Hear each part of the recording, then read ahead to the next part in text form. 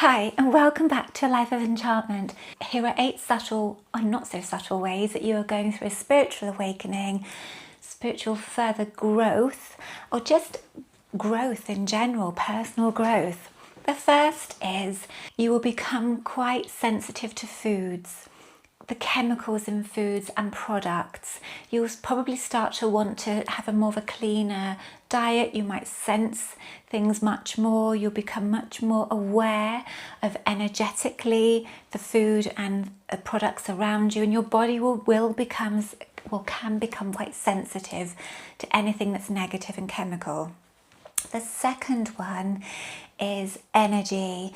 You might find, you probably will find, crowds, large crowds, places that are negative news, all of these sort of things just don't sit right with you. You find it more difficult to take that. That is normal, and it's okay. It's okay to not want to be in large crowds if you don't want to. You can learn to protect yourself, and I'll tell you about that in another video. I think I have put one, so have a little look. You will become much more aware of people's energies and things like horror movies and, like I said, the news, things like that. Protect yourself. You don't have to listen to it 24/7. You don't even have to listen to it once a day if that doesn't suit you. I don't. It affects me too much. The third one is synchronicities. Oh, and this is so lovely. So you will find synchronicities with like a dream or a thought, and then you'll hear music, or that was on the radio, or somebody said that, and then you put that book up, or there would be loads of double numbers, or like animals suddenly in your path, and friends saying something, and family one, and then it all kind of, you're like, oh my God, this is so synchronized.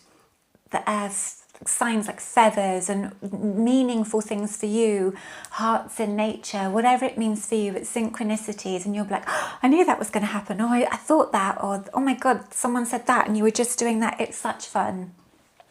The fourth one is unexplained physical tiredness. You will feel probably more tired. You're going through a lot of changes. Maybe you won't, but you can feel more fatigue. And that's normal. Rest when you can, rest when you need to. Go outside and connect with nature, recharge, put your feet on the floor, put your hands on the floor or on trees so that you gain some more energy. Remember, sleep and actual just rest, monging out, whatever you want to call it, are different things. They give your body different things. Play, you must play as well. The fifth one can be a desire for time on your own. Really feeling that need to just have some space, some quiet time, or even if you're just dancing around to some music, or you're, I don't know, meditating or going in, or these feelings you will just need to be more protective over having some space, some time to yourself, to reflect, to just be with you.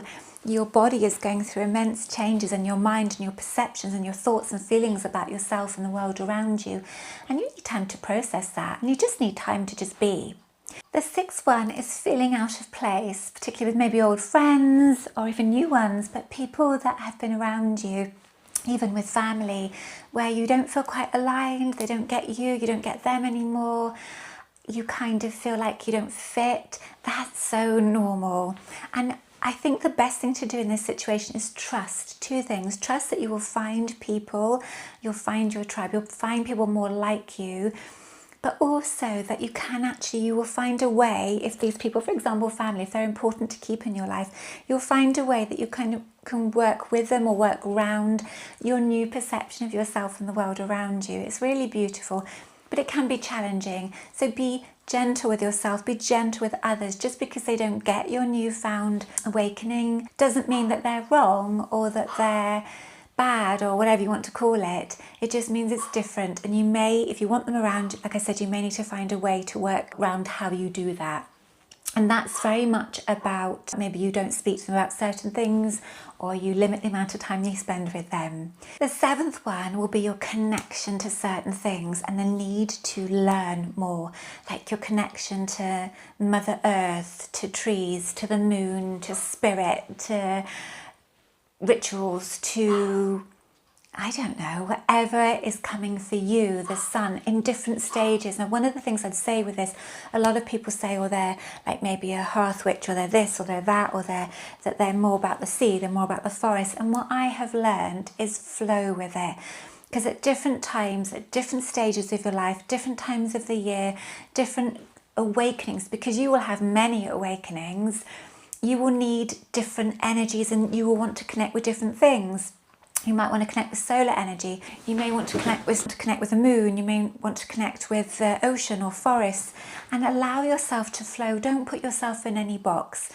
Allow your awakening to flow in any way. Read as much as you can. The 8th one is setting boundaries. This is really important, and it's one that has really helped me no end. I was very unboundaried before. I didn't feel like I had the right to say I could or couldn't do things. So setting boundaries of what you are willing and wanting to do, or what you need as well, and being able to say that doesn't suit me anymore, or you know, I need more time to myself, or I need more loving, or I need more, whatever it is. Setting boundaries. Remember, it's not for other people to manage your boundaries. You are in charge of your own boundaries.